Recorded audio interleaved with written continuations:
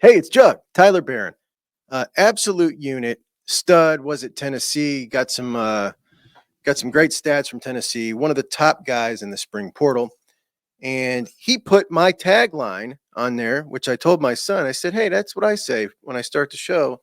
And he scoffed at me pretty hard. But I do say that at the beginning of the show. Everybody knows that. I say that. And I don't think he's going to throw the ball as much as he thinks he's going to throw the ball now that Chip Kelly's on board. And I'm happy about that. More quarterback. The truth is, Ryan Day has made a change philosophically, but it's none of those. You all know who wins. LSU is the drunkest fan base in the country. And welcome in. Thanks so much for joining me at Juck on Bucks today. I missed you guys. I really did. Cutting back to 3 shows a week hadn't been the easiest. I kind of was jonesing last night to come down and get something going. But I thought, just stop, cook dinner, relax. And I did that. So, I got through it. But now we're down here putting together a show. My favorite thing to do after a workout. A big day today. So a monumental day. House versus NCAA is going to pass. And we'll go over it a little later. I did a whole show breaking down exactly what that was going to entail. And we'll just do kind of the brief bullet points tonight, because I think it's kind of boring to a lot of people. But it's a huge deal. It's a really massive deal. And, things have never been the same in the last 3 years to now. It's just getting crazier every year. This is full on, they're paying from the schools to the students for NIL rights from TV deals. Salary cap style, it's going to change everything again. So just as we start getting used to kind of the new system, the system gets turned on its head again. And ultimately, for us, it's, going to affect us the least of anybody else. So it's good. It's good for us. I think it's good for the students. And I think everybody wins here in Ohio, at least. There's a lot of schools that aren't going to win. And walk-ons don't win. And we'll get to that. I'm going to start recording some people saying the name of our transfer running back, the one from Ole Miss. So this is how the first time I did a show, and this is how it went down. But catering to his strengths is going to make him better, soften up the defense, and it's going to be the best thing for a one-year player because you don't have a lot of time to develop. Let's do what he does well, and let's get it done. It's national championship or bust. Let's move on to Quinshon Judkins from Ole Miss. I can't say Judkins. I keep putting an N in there. Judkins. Quinshon Judkins from Ole Miss, the best running back in the SEC last year, who's going to join Trey. All right, so after that, I started noticing, oh, look, he screwed up the name too. Oh, look, he screwed up the name too, because I had screwed it up. And I'm telling you, maybe 50% of English-speaking people cannot say that gentleman's last name properly. I don't know if it's the D and the K together. I don't know what it is that has so many people saying this name wrong. But if you've not noticed, I want you to pay attention to every time someone says Quinshon Judkins. And the number of times you will hear it come out, Quinshon Judkins. You hear that Judkins with an N? It's unbelievable. We cannot say this simple 2-syllable last name. It's unbelievable. I've never seen anything like it. 50% of people cannot say this man's name, Quinshon Judkins. Ryan Day says it wrong. Everybody says it wrong.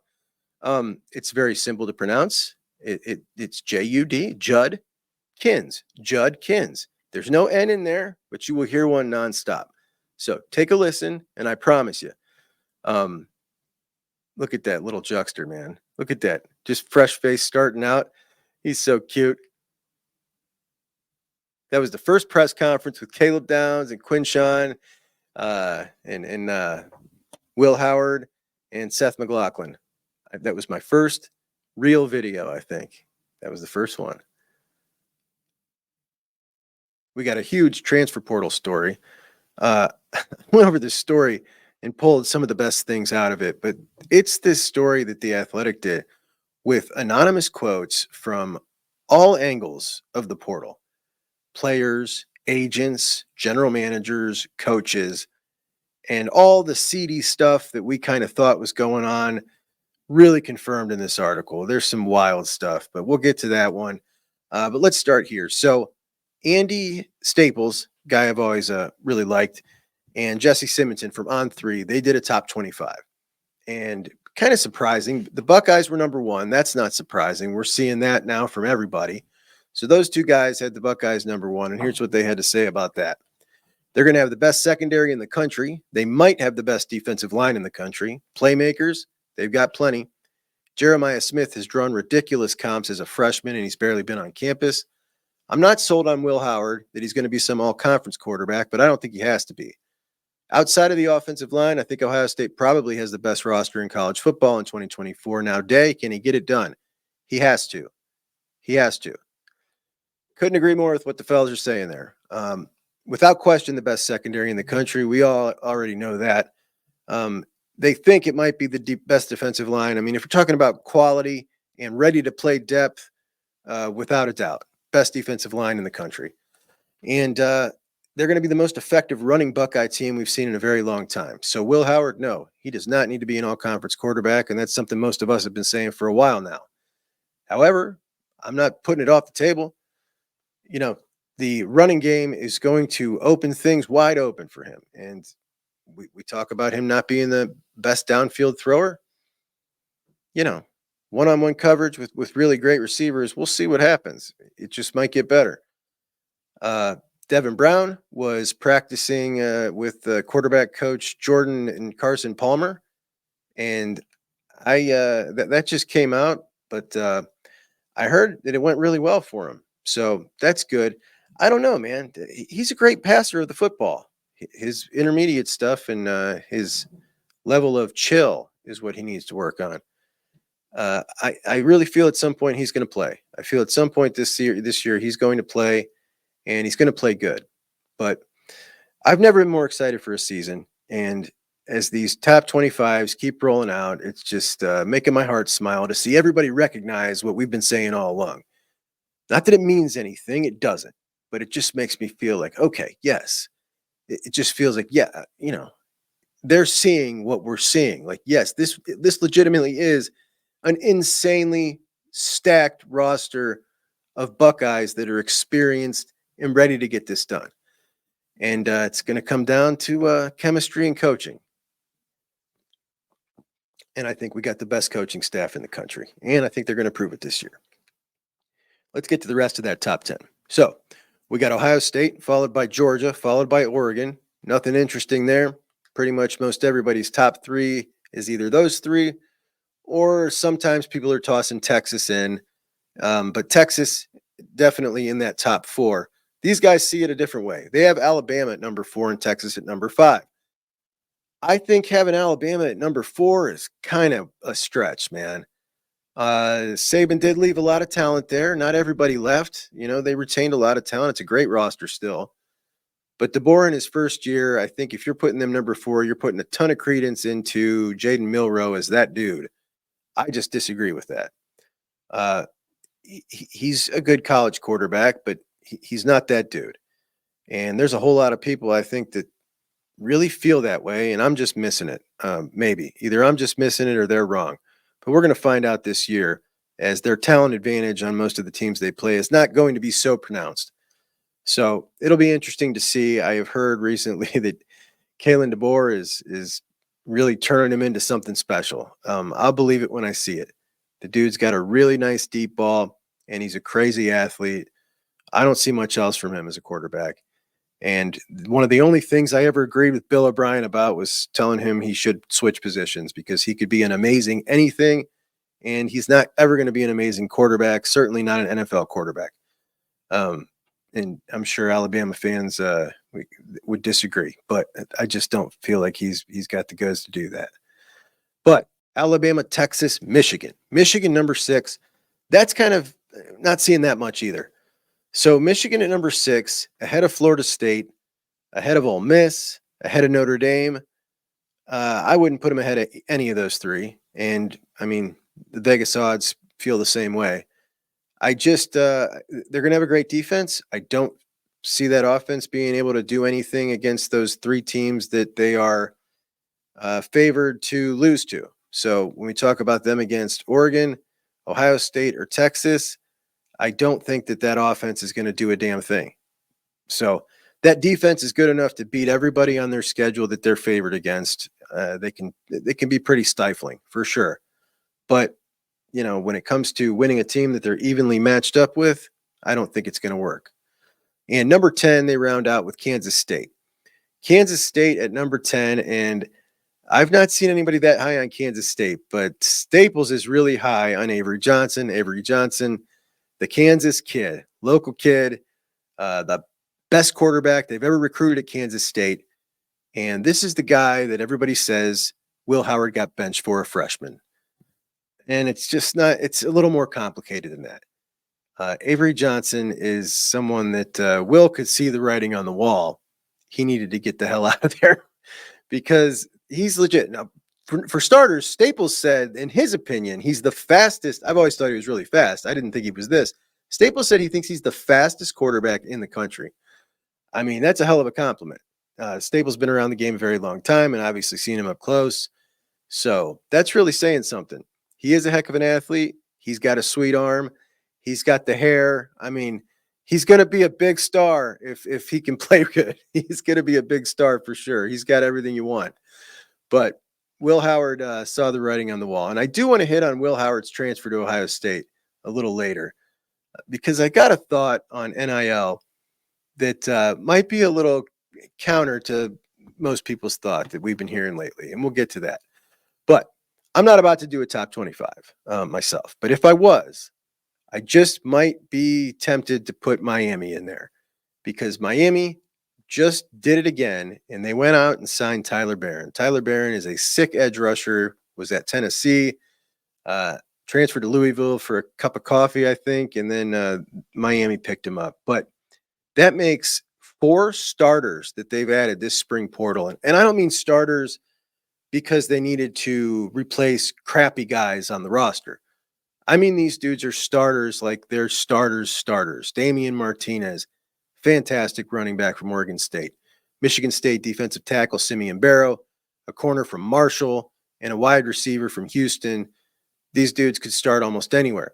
They're great players, and they added them in the spring portal. Now, remember, the spring portal was the crap portal. There was not many starters in that portal. Not only did they get some, they got a position of need at running back. They got some good running backs there, but not a real difference maker. Damian Martinez is that. They got a big body in the middle. They needed that. They got a great edge rusher. What they got coming up the pipe last year in their recruiting class they had 3 5-star defensive linemen. That's something I dream about for the Buckeyes, to get 3 5-star defensive linemen. They were able to do it. They also got another top 100 lineman. Their roster is, look, I think it's the best in the ACC right now. I think it's better than Florida State. I think it's better than Clemson. And I think Miami is a playoff team. I really do. So I'm going to put my money where my mouth is on that one. And if I was doing a top 25, I think they'd be in my top 10. The level of financial investment at Miami is only rivaled by Oregon right now. They're getting everybody they want. They're paying whatever anybody asks for. And I want to get into that a little further lately. It's going to be a big case study here, right? Because we saw Texas A&M do this a couple years ago, and that class is scattered across the country, right? Jimbo peels out of town. They say they don't get paid. They all, everything falls apart. Are things going to work out in Miami? Are they going to get paid? Are there going to be any Florida situations? I mean, there's still a lot of unknowns, but right now, committing to paying the money, like everybody's going. And it is going to be interesting to watch how it all unfolds. My hometown paper, the Cleveland Plain Dealer, has a 3-pack of guys that cover the beat for the Bucks. And that used to be Doug Lesmerises, R.A. Wasserman, and Bill Landis for a spell, which was tremendous. Not so much anymore for the guys on that beat, but Nathan Baird's pretty good. And he did a story recently. And in his story, he compiled a bunch of data from a bunch of subtext subscribers that they have up there. And the question was something we've been talking about on the show recently. And that was, what is your preference to win a national championship or win the rivalry. And he got some data on this. So in any given year, a regular year, national championship was the choice 65% of the time, emphasizing that most educated fans who are in tune enough to pay for subtext care 65% of the time to win a national championship more than guaranteeing a win in the rivalry. Focusing that question just on 2024 was drastically different. 54% are more concerned with beating Michigan this season. So that was pretty much what I came to as well. It really similar split when I was talking about that last week. And I'll tell you, there was a whole lot of people who really just said straight up, like any other year, but this year I'd choose a national championship. And then there were some who got a little more in detail. So there were quite a few people who said, I'll sacrifice losing the rivalry, but only if we can beat them in the playoffs on the way to the national championship. But I don't think you're allowed to do that. I think you're kind of sidestepping the question with that one, guys. But there were quite a few who had that to say. Even a couple who said, I will go ahead and lose the rivalry, but only if we can beat Oregon in the playoffs and win the national championship. So anyway, I think it just kind of goes to show you the angst that we all feel about their nonstop talk for the last 3 years. It's been really rough to deal with, man. Really rough. But 5 years ago, I don't think it would be anywhere near 50% who would say they would rather win the rivalry than the national championship. Because 5 years ago, it just seemed like the cap on the end of the regular season. It's just what happened. We beat them. And the rivalry's turned. It really has. Now, I also heard a lot of people say, I want to win in 24 to flip the rivalry back. I'm not sure if winning one swings it back. I mean, you win one, you've still not won 2 out of 3. You haven't won 3 out of 5. So I don't really think it's accurate to say you've swung the rivalry back to win one. What's your criteria to say who's in control of a rivalry? I don't think you can judge it on 10 years. I think 3 or 5 is much more relevant than 10. Obviously, we would have 10, but they're going to have 3 and they're going to have 5, even if we win this upcoming year. So the interesting thing is, for me, and I don't know how most of you guys feel, but even during these last 3 years, even watching them win a national championship, I have never felt at any point like they were the better program. I don't know if that's just incredibly naive or incredibly homer of me, but I just have never felt like anything other than our program is still in way better shape. We just lost that game. And then I said the same thing to myself again, and then one more time. Interested to know if any of you guys feel the same way. I feel like that may be a super homer take as the words are coming out of my mouth, but it's really how I felt about it. And I was called in the comments by a lot of the Michigan folk like you're just spoiled. And, maybe I am. Maybe I am. A lot of them think that it's just back to normal. I still think that this is a blip and it's going to go back to the way it has been for the last 20 years. Maybe I'm wrong on that. I think a lot of that's going to depend on if they made the right coaching hire. And that remains to be seen. But they did very much take issue with my last episode, where I basically said that the cheating scandal is going to go down into college football history and is kind of encapsulated for me by that picture of the dork on the sidelines at Central Michigan with his glasses on, his spy glasses. I don't think you can tell the story of 2023 without the national champion team, right? Like you have to include Michigan if you're telling the story of that season. And if you're including Michigan, yes, the story of the cheating scandal is going to be included. You might have been able to avoid it had the head coach of that team not been suspended for 3 games for that cheating scandal by his conference. But that happened, and there's still impending penalties coming. How big they are, I have no clue. Nobody does. I'm I'm certainly not someone who thinks they're going to drop some hammer that's going to cripple the program. I don't think that's what's coming. But it's going to be interesting to see what way they go with the penalty, because as we're about to talk about in-house versus NCAA, the scholarship thing, like pulling scholarships, that's not a thing anymore. It's not. It's usually how they would handle things like that, those kind of penalties. But that's not really going to be a thing moving forward. They are changing the roster around, and so instead of the 85 scholarship count, there's going to be not a scholarship limit, but instead of 120 roster spots, which you currently have 120 roster spots, that's now coming down to 85 or 95 roster spots. Now, what that means is walk-ons are no longer a thing. All the walk-on programs, all the extra 30 bodies around, they're gone.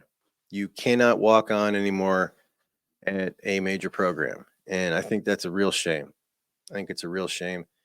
But they're going to be one of the casualties of this thing, walk-on football players. There's a thing like Nebraska in particular, like walk-ons are legendary in Nebraska. It's a huge program, something that has been part of their program forever that they're really proud of. And the walk-ons at Nebraska are really proud of it. It's just a thing they've really embraced, and it just sucks, man. And the reason they're doing it is got something to do with protecting themselves from litigation. I started reading it, and I think I got halfway through, and I was like, all right, I'm done with this. But the bottom line is that's what's going to happen. And I think that sucks. I think that sucks really bad. I don't know how I got on this topic anymore. I'm kind of lost here for a second. But that's a casualty of it. And the scholarship. So yeah, I don't know how they're going to punish Michigan. I have no idea. But I don't think it's going to be some massive crippling penalty that's gonna set them back. I never have, unfortunately, because I think that they deserve that.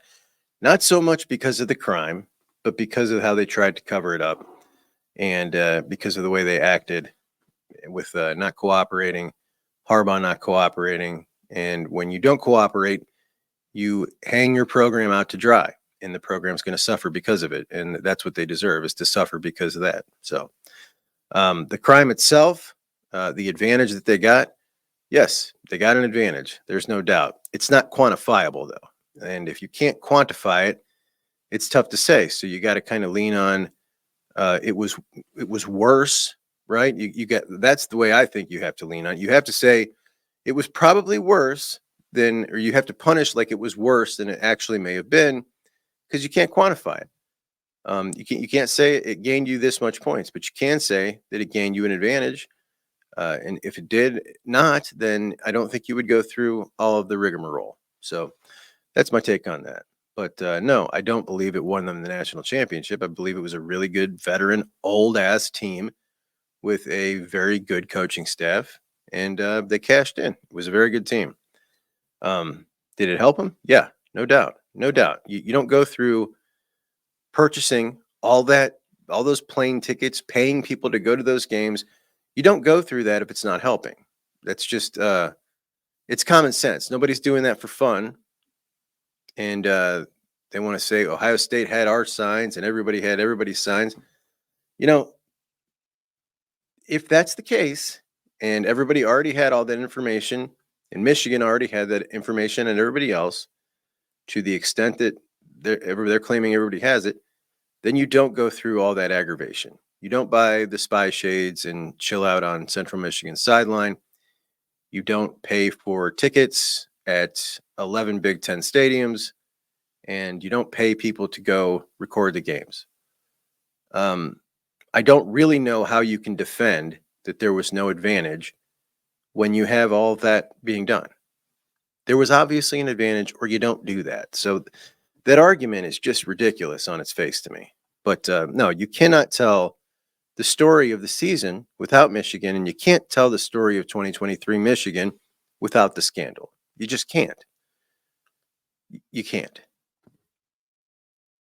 A while back, we discussed that Fox will be airing Friday night games from the Big Ten, and that schedule has been released. And thankfully, our Buckeyes are not on there. And I've seen a whole lot of people saying that Michigan and Ohio State aren't on there. Michigan's not on there either. So they're really flexing their muscle and showing who has the power still in the Big Ten. Definitely Michigan and Ohio State said they don't want to do this. They've said it for a long time. I think Michigan might have flat out refused and said, like, we are not doing it. But the Buckeyes don't want to play on Friday. I'm a huge high school football fan. I'd go to probably, I don't know, 4 or 5 games a year at least.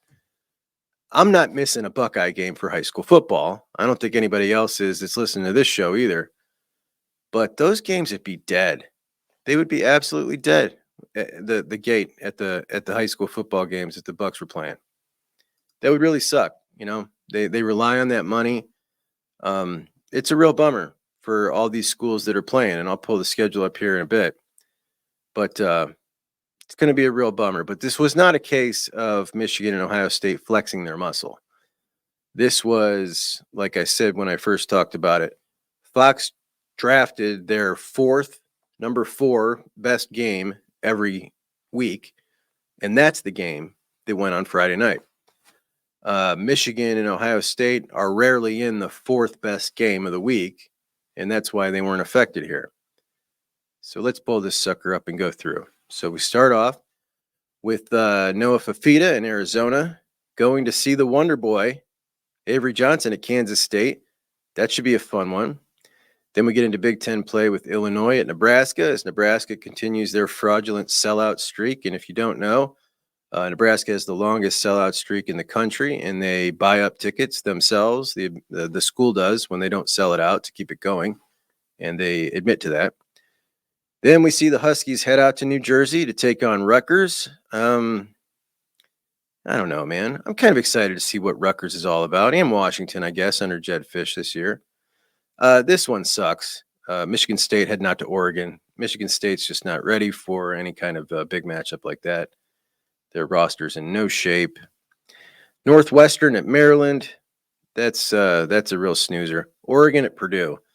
Maybe Purdue can get some weirdness going. Who knows? Then Rutgers out to USC. And that actually might be a good matchup.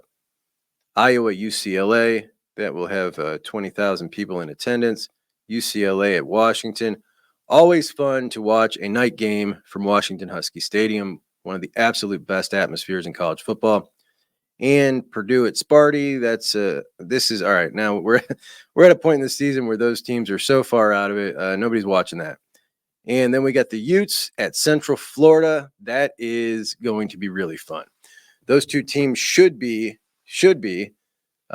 really in competition for the conference and potentially a playoff spot for Utah. So that should be cool. And the Mountain West Championship game, usually a fun conference, and who knows, that might be for a spot in the playoffs for the winner of that game. So a pretty exciting slate all in all for Friday nights. And, there's probably going to be a lot of those games I'm going to be tuned in on. I'd imagine most of you too. ESPN has reached a 5-year agreement to sub-license college football playoff games to TNT. So TNT is going to play 2 first-round games in 24, 2 first-round games in 25, and then they're going to play 2 first-round games in 26 and 2 quarterfinal games in 26, 27, and 28. So that's going to be really strange, watching college football on TNT, like big-time college football.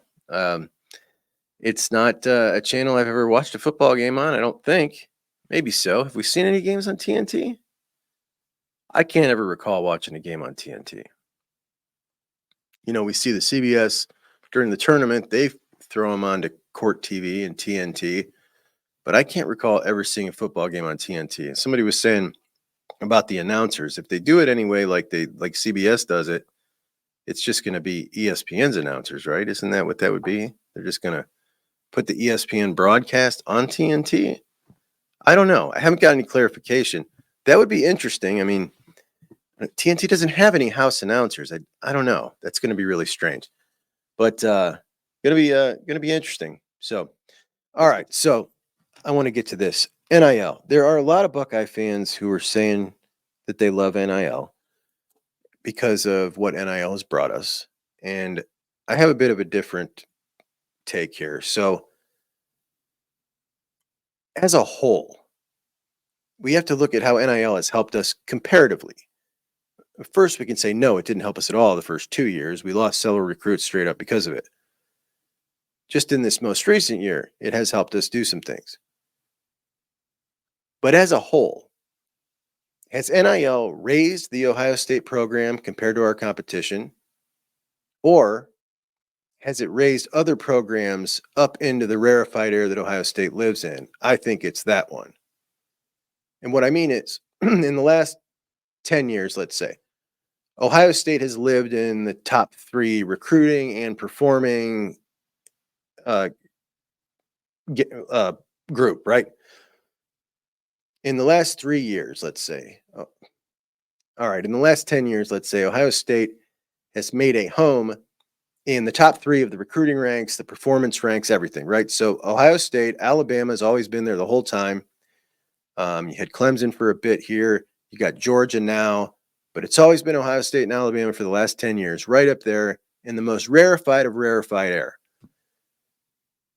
Well, now it's been opened up to schools that otherwise could never be there. A school like Oregon could never be in the top 3 of recruiting. A school like Miami, it's been a very long time. But Miami and Oregon are now living in the same rarefied air that Ohio State and Georgia and Alabama are. Texas has always been just a couple notches below. They're now getting themselves up into the rarefied air with the money. So the space that we lived in as Ohio State, that we can live in, are capable of living in without the money, is now more crowded. We're now fighting for recruits with schools we're not used to fighting with because they now have money. If that is removed from the equation in recruiting, we still stay where we're at. They don't. They fall off. So comparatively speaking, no, the money hasn't helped us at all. And if we want to talk about the transfers, let's go through them. Caleb Downs. Does Caleb Downs leave Alabama without NIL? Yes, he left because Nick Saban retired.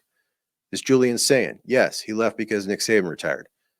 Does Julian Sayin come to Ohio State without the money after he enters the portal? Well, he was down to Ohio State or USC. Bill O'Brien certainly helps facilitate that. Yes, I think he does. Does Caleb Downs? Well, he was down to Ohio State and Georgia immediately upon entering the portal. Ohio State beat him the first time in his recruitment out of high school, or beat Georgia the first time. So, yes, I think they beat him again. I think Caleb Downs and Julian Sayin are both at Ohio State, regardless of NIL.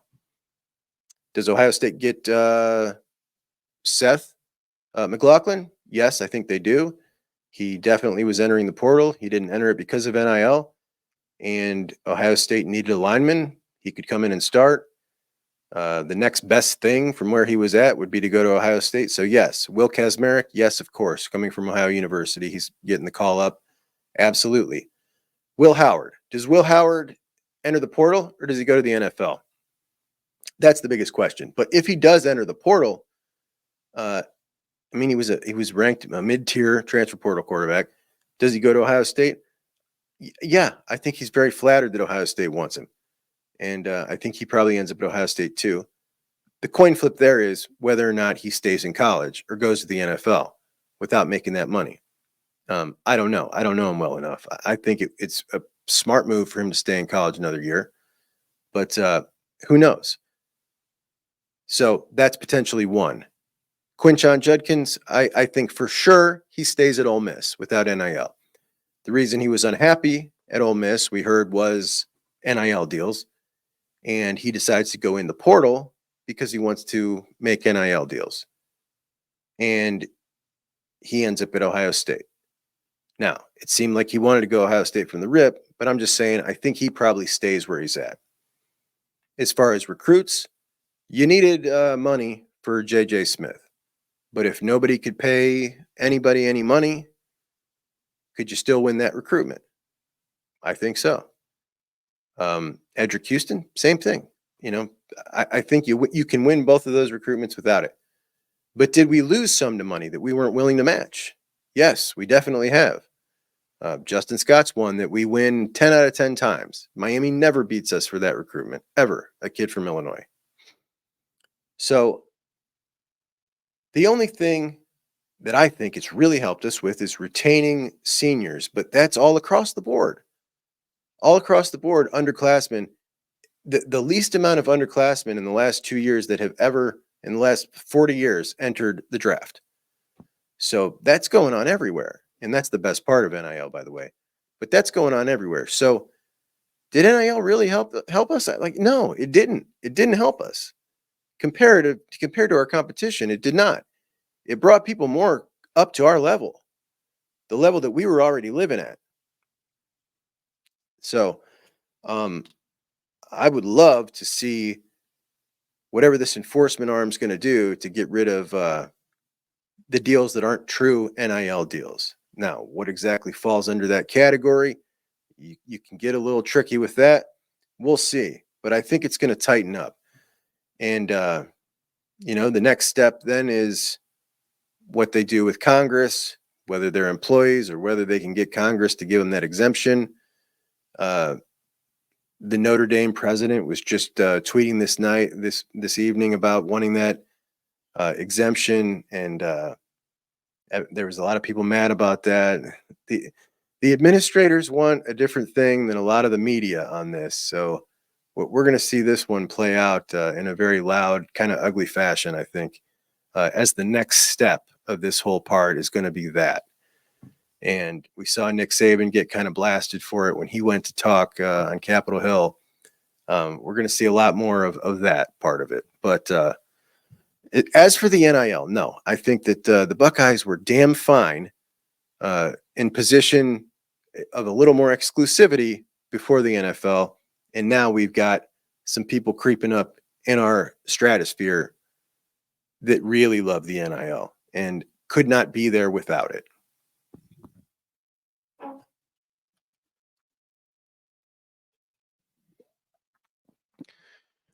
All right, man, I got some sad news, guys. So I know we're all fans of former Toledo Rocket Craig Kuligowski. Craig Kuligowski in the Toledo Rocket Hall of Fame, Toledo Rocket Football Hall of Fame, and obviously was an excellent assistant coach for the Toledo Rockets before he was fired. Well, Kuligowski has alleged that he was fired from the University of Toledo because he's old and white. Kuligowski said that he was the wrong age and the wrong race. Per report, he said the school replaced him with a younger black employee because he was deemed, quote, not representative of his athletes. Now, Toledo says they did not fire him because he's old and white. They fired him because of a 2022 sexual harassment allegation. A female employee at Toledo said in 2022, in a complaint that she filed against Kuligowski, that Kuligowski talked about her fancy pants. The complaint also alleges he said, if my wife knew you were near me, she'd kill you. Now, Kuligowski claims that this was just a joke, born out of an uncomfortable situation, and fancy pants can certainly do that. Kuligowski was later suspended, sent home from the team's bowl game in December of 22, and then fired in January of 23. Kuligowski said he was not given a reason for his suspension or given a chance to respond. Toledo said, you don't get one. You're over here talking about fancy pants. They terminated him for cause in January of 2023 for violating the university's non-retaliation and standards of conduct policies. I don't know where old and white comes in here. I didn't find anything about old and white or non-representation of his players in any of this, so I don't know what Kuligowski's talking about. I'll keep you updated if I find any of that, but it's not looking good for old Kuligowski. And fellas, if a coworker is wearing an outfit that makes you feel slightly uncomfortable, don't talk about her fancy pants. Don't tell her your wife would kill her if she knew you were around. Keep that to yourself. And seriously, though, bro, we know what kind of pants Kuligowski's talking about, right? Kuligowski stumbled upon what many older men are having an issue with, and it is the trend of women wearing the leggings. And the leggings are essentially second skin, right? It's not It's a thing, man. It's a thing. It's probably my favorite female fashion trend, maybe of my life. They try to wear them at work. I mean, they try to wear them everywhere, and they're certainly fancy, depending who's wearing them. All right, the wildest story of the night. So, look. All right, how do I set this up properly? So, The Athletic did a confidential story. Everybody's anonymous here. And they interviewed general managers of teams, coaches, players, and agents. And the topic was the transfer portal. And I just want to go through a couple of the quotes here from this article. So, a few things I learned. For one, there are people who are saying, and several of them, that all of the major schools now have departments that used to just exclusively watch high school players all year, just watch film on high school players and identify high school players all year round, evaluate them, who are now evaluating all college players, not in the portal, but just everybody, every roster, to eventually see if they come in the portal, they already got them covered, or if they want to try to lure them into the portal if they have a hole in the roster. And that's apparently going on at every big school, according to the folks in this article, which is pretty incredible. That's a big undertaking, and I did not suspect that was going on. From an agent's perspective, an agent claims that he had a coach email him and say, "These are the positions that I want filled." From a general manager's perspective, he says that he's had agents email to the university email and talk to him about a pile of players he has that aren't even in the portal yet, that are going to enter the portal, asking them if they have any interest. Obviously, that's against the rules, but the fact that they're just sending it straight to the university email is really something. One coach says that it's like a freeway with a speed limit, but there's no cops around. There's no enforcement, and everybody's doing anything they want. Another agent claims that some coaches are going up to guys pre-game in warm-ups and letting it be known that they would be interested in them if they enter the portal. That's confirmed by a player in the article who says that a coach from an opposing team came up to him after a game. The coach said, "I'm not really allowed to say much, but for what it's worth, you have some really big fans over here, and I want to let you know that if you're entering the portal soon," dude said, "I was like, okay, cool." So after the player enters a portal and they're in demand, there's roughly 50 or 60 schools, according to these guys, that contacted them. One player says, "The first time I transferred," big red flag there, "I talked to 15 schools. The second time I kind of knew going in what it was going to be like. And I talked to everybody. I even talked to UConn." All right. So from the collective perspective, the collective says you got 3 buckets for recruiting. You got the collective guy. The collective president says you got 3 buckets, one for recruiting, one for roster retention, and one for the transfer portal. He talks to the coaching staff on a daily basis about all 3 aspects.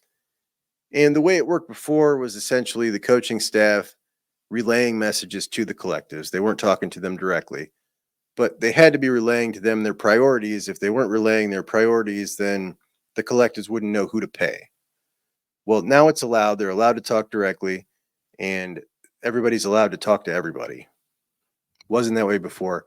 Made no sense that it wasn't that way before. The recruiting kitty, according to the collective president, is the lowest amount of money. He's told to make contact by a coach after the player makes an official visit. If it's a G5 player, they're usually talking to a parent. If it's a guy who is not a G5 player, they're usually talking to agents now. And these agents, one personnel staffer describes them as this: some of them are highly qualified agents, but then you got this other large group who have absolutely no clue what they're doing. They're just latching on to kids in the portal, DMing them. They're shark agents on Twitter. These kids are like, "My buddy got an agent. He made $100,000. I should get one too." So they get a Twitter agent, and the guys have no idea what they're talking about. They're asking the players for 10, 15, even 20% of the contract when the NFL maximum is 3%. And if you're the head coach, you better know up front who these deals are going through. One head coach says, I had a player commit to me to my face. When I asked him about money, he said, talk to my agent. The agent wanted $800,000 to $1.2 million. Okay, well, sorry, we're out. Is this kid really going to get that money? I don't know, but he's not coming here. It's a really odd thing. But now you got these coaches, these general managers. These dudes have simply been like recruiting and coaching all their lives. And they're now all of a sudden doing these big deals that they have absolutely no experience in. It's a really strange situation. One GM says you have to have the balls to say no to the player and stand up to the agent. If you open up your hand, they're just going to try to eat from you at all times.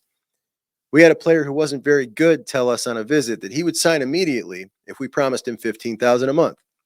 Yeah, no shit you would. And it's really hard and confusing for the players. Even if they don't want to go anywhere, they're still hearing it from so many people.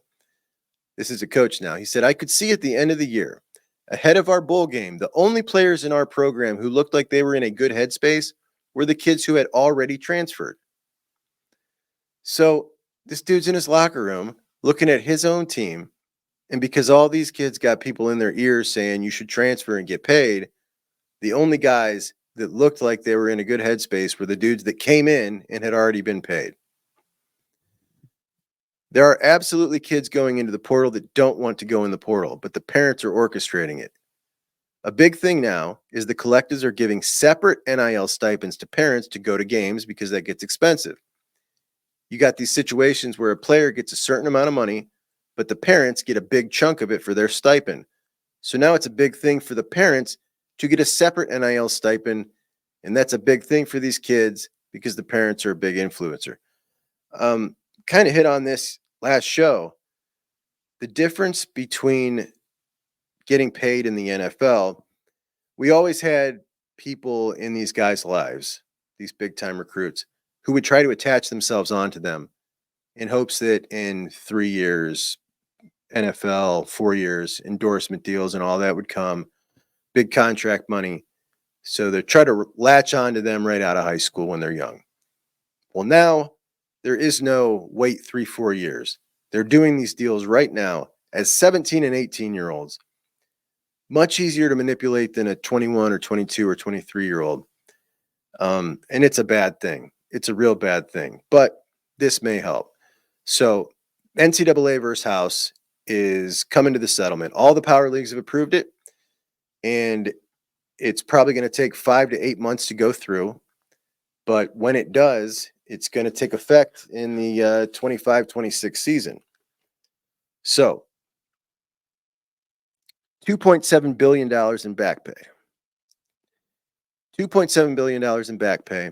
And that is going to be in back pay for NIL deals or money that could have been made for people up from 2016 to current. The back pay is going to come from the NCAA, and that money is going to come from the money that they make from the March Madness tournament, which is roughly $700 million a year. And they disperse roughly $10 million to each school. So for the next 10 years, the schools are not getting that $10 million. That money will go to the kitty to pay that back pay from those 2016 to present athletes. Now, the 20 million, 22 million so 22 million bucks is what schools are now going to be allowed to pay. We're thinking of it like a salary cap. They don't have to pay that much, but this is how much they're going to be allowed to pay their athletes at their schools. And that is going to be for their NIL for the broadcasting. So the schools are not getting that 10 million. Then they're going to be paying 22 million, the ones that want to stay competitive in football anyway. And now we're talking 32 million per athletic department. That is going to affect Ohio State less than anybody else, as it makes the most as an athletic department. So that's great. We don't know yet how Title IX is going to take effect to this or how it's going to be applied here. There will most likely be no more scholarship limit of 85. Instead, there's going to be a roster limit of roughly 85 to 95, down from 120. It was at 110. They just moved it to 120. Now it's going to 85 to 95. And the walk-ons are going to be done. So you used to have 120 guys, just recently 120, was 110. That's 35 walk-ons that you could have on your roster. And now there will be no more walk-ons. And that is some legal mumbo jumbo. And to protect themselves from future lawsuits, I don't really understand why. Like I said, I tried to read it and my mind just started wandering, because when I read things like this with all the legal stuff, I start thinking about other things. And I don't know. I can't help you there. But I do know that it sucks. It absolutely sucks. There will be a new enforcement arm. Now, this new enforcement arm has not yet been created.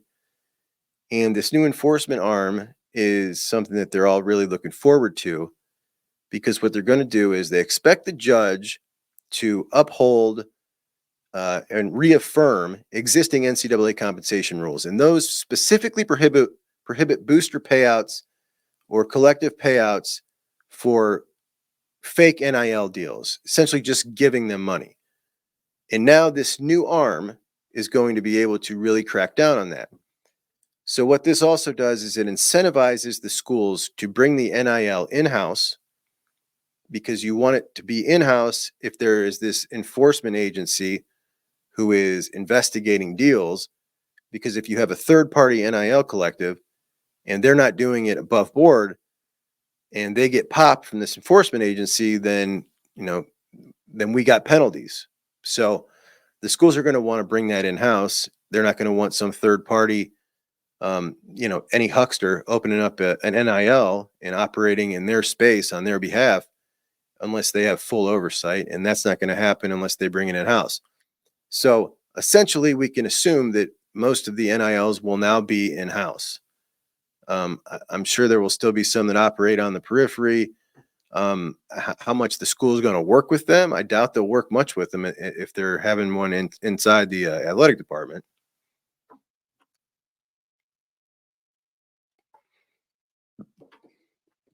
Anyway, I went over this full thing in depth. Nothing's changed, so I'll link that at the end of this episode if you were interested to go back through that. But I'm sure this will be everywhere for the next couple of weeks, so you'll catch enough of it. But I think all in all, this is a good thing for us. This is a good thing for us, and it's the next step. The next step after this is whether they're going to the universities want to get that immunity. They want to what do they call it?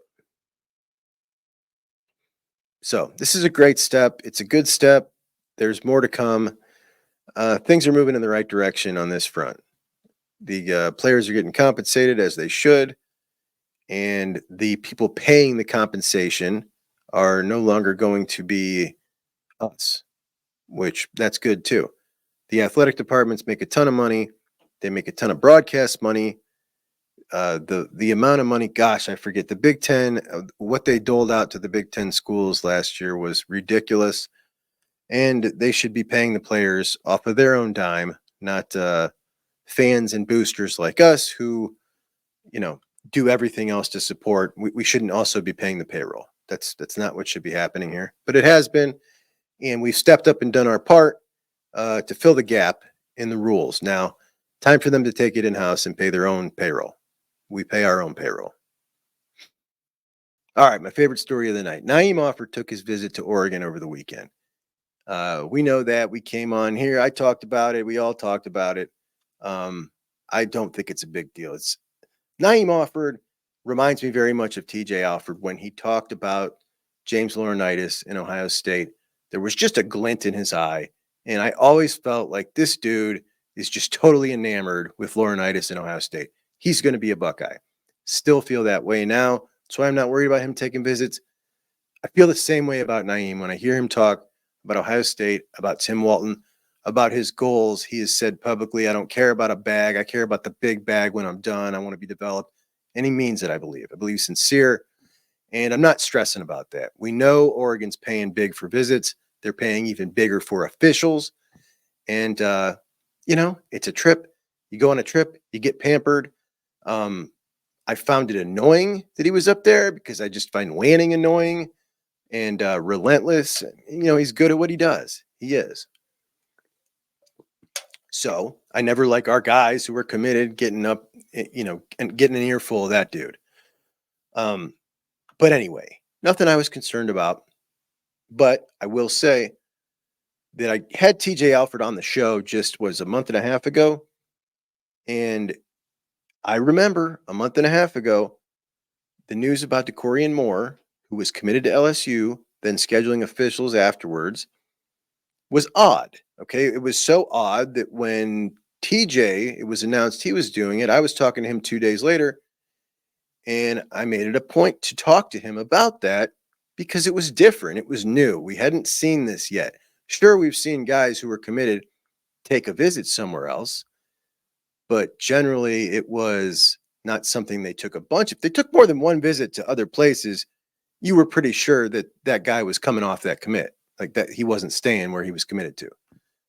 And now we're seeing it's kind of becoming a big trend just now this cycle. Well, we're told that it's not supposed to mean anything. It's just the new norm.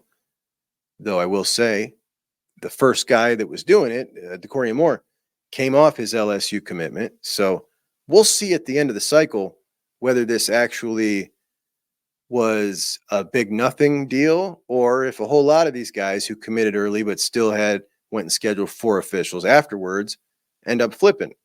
I mean, we really don't know yet. It's kind of the test cycle for this new trend. And it's just different. It doesn't really make sense on its surface. It's, you've always done your visits, then made your decision and committed. It's in reverse order. So yeah, everybody's a little like, this kind of seems weird. And you got to expect that when you do it and you're a 5-star, people are going to talk about it. People are going to talk about you, question your motives. That kind of just goes with the territory anyway in recruiting, particularly when you're a 5-star. It's just what happens. People look into everything you do, what kind of gloves you wear, and they try to predict things off of things that probably you meant nothing by. It's just the way it's always been. Now, he goes and does his visit at Oregon.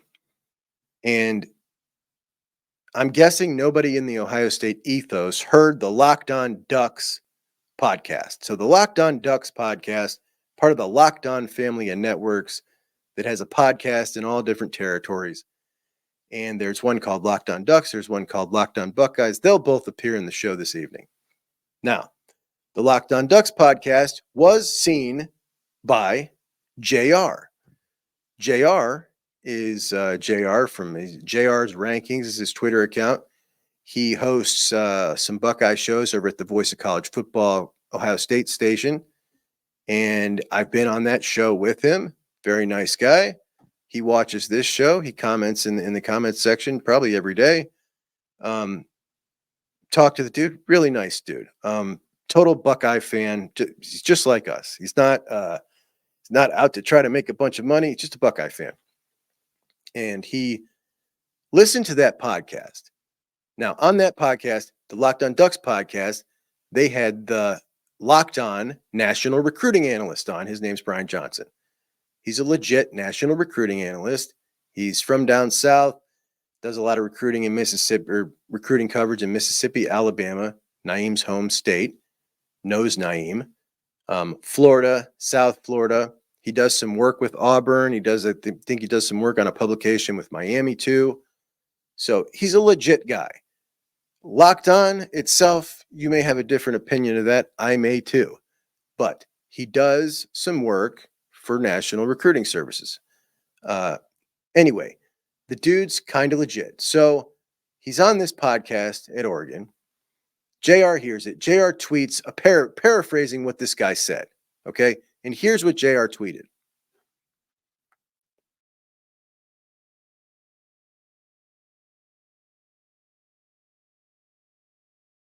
Now, you got to be careful paraphrasing. And JR probably learned that fast because everybody jumped down his neck. I mean, it was rough for him, accusing him of spreading disinformation, clickbait, engagement farming. It was just a barrage of angry Buckeye fan tweets. And it felt to me like they were just kind of shooting the messenger, and he was really just saying what he interpreted this guy's message to be. So let's listen to the guy. Here's what he said. Latest. He told me this past Friday or Thursday he was going to Oregon. He did.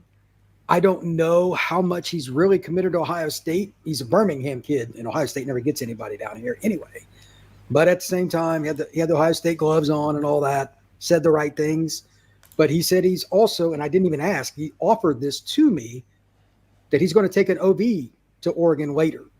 So he didn't have any date or whatever, but that's a sign. You're not going to take an unofficial and an official if you're not interested. So that was news to me. Like, anyway, this is a kid that got a shot at. He could have went anywhere this past weekend.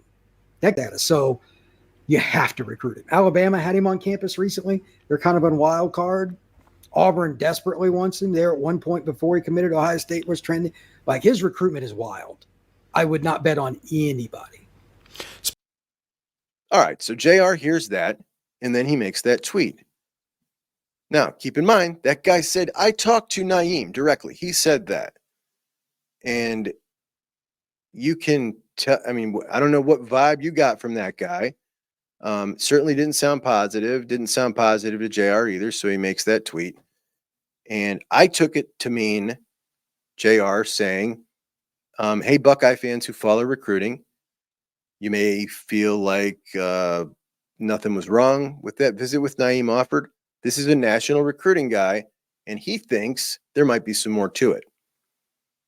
That's it. That's what I took it to mean. No different than when we all spread around Steve Wiltfong coming out a couple weeks ago and saying, I think Georgia's in the lead for Bo Jackson now. That went flying around. Everybody talked about it on their Twitter. Wiltfong said this. Wiltfong said, okay, Brian Johnson's not Wiltfong, but he is a national recruiting guy. And he talked to Na'eem himself, according to him. Okay, so legit to say, to share that information, in my opinion. I don't think there's anything wrong with what he said. I don't think there's anything wrong with sharing it. I don't think that he paraphrased it as accurately as he could have. He probably should have just quoted the guy or just linked the damn thing, and he could have avoided all this mess. But what happened next was utterly hilarious. So maybe 2 hours pass, and Na'eem Offord finds his tweet somehow. Somebody sends it to him or something, and he retweets it with this on top. All right, so fantastic to hear that from Na'eem. And shortly after that, Naeem's mom gets in JR's comments and starts ripping his ass. So poor JR, man. You got to understand, this dude is not like, this dude is like, it's just a sweet guy, man. He's all upset. He's upset Naeem's mom. It gets better. All right. So the next day, they're talking on Bucknuts, and Bill Kurelic is asked about Na'eem Offord. Now, Bill Kurelic says this. Yeah, I think Na'eem kind of said it best. I guess some service came out and said after Na'eem Offord's visit to Oregon that he was completely open on his recruitment and all. Na'eem tweeted out, could not, or something to the effect of, could not be farther from the truth, or absolutely not true, or something along those lines. He's still committed to Ohio State. I do think he will go ahead and take that visit to Oregon this summer. You prefer that didn't happen. But in this day and age of recruiting, that's almost becoming the norm, that you're still going to get visits from kids, even though they're committed. They're going to make official visits elsewhere. And again, talking to a source close to him, they still feel that he'll end up at Ohio State. And of course, it wasn't a recruiting service. Bill Kurelic is literally talking about JR's tweet about the guy on the Locked On Ducks podcast. Now, you would think that having watched that and hearing what Bill Kurelic said, as Brian Johnson did, he might have backed off of this. But today, he was on Locked On Buckeyes. And here's what he had to say as he doubled down. If they take other bit, like Offord took a visit to Oregon this past weekend. He's making sure he's kind of doing his due diligence. He's going to take other visits too. I know some people think he's just going to look. If you're taking visits to Oregon and he's going to take an OB too, you're not just committed to Ohio State. You're not. Right. So I know, like Bill Kurolik and somebody think he's dialed in. That's not the definition of it. You're taking OBs. You're not dialed in. So I'm curious about what he's going to do between now and the end of the summer, or if he's going to take more of his trips in the fall. I didn't get to that part of the conversation with him. I was just chatting with him on the sidelines of a game, but I'm curious about it because Offord is such an athletic freak. There might be just too many opportunities for him not to take at least 1 or 2 visits in the fall. Like Ohio State's going to have to play the game here. This is the 5-star game. It's totally different recruitment. I know coaches loathe it, but you're not going to win without them.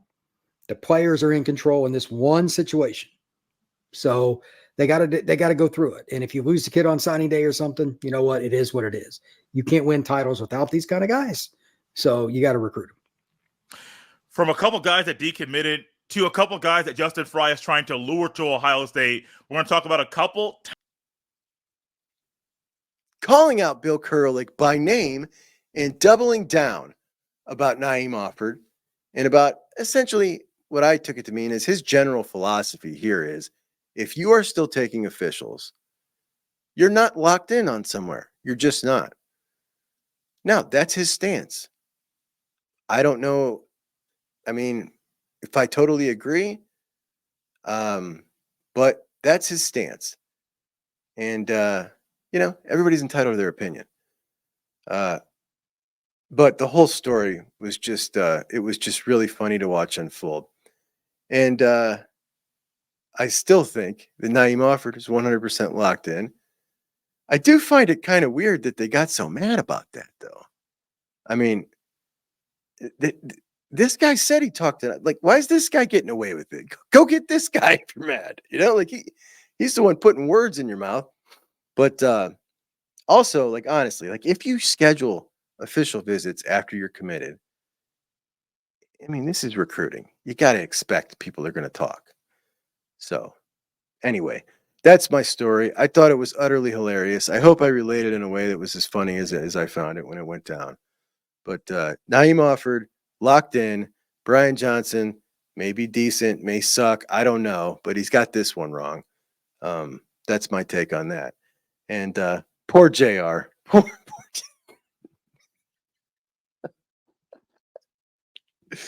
Anyway, that's my show, guys. I'm going to bed. It's 3:05 in the morning. You'll catch this at 8 in the morning, and I will catch you on Saturday morning. All right, Juck on Bucks out. Hey, please like the video for me, Goomba.